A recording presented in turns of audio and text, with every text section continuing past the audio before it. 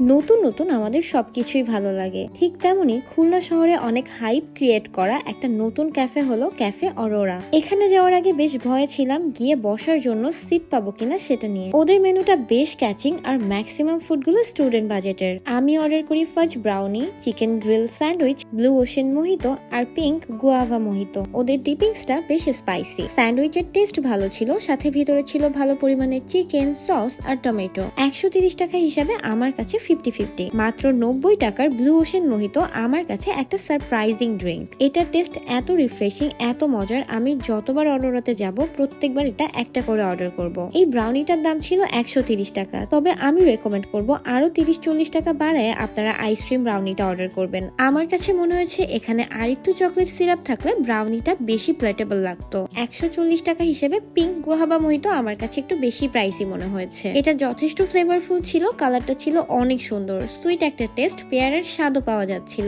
এখানের একটা বিষয় একটু ডিসঅ্যাপয়েন্টিং, সেটা হলো ছবি তোলার জন্য তেমন কোনো ভালো কর্নার বা লাইটিং পাচ্ছিলাম না। আদারওয়াইজ ক্যাফে অরোরা খুবই অ্যাস্থেটিক একটা ক্যাফে।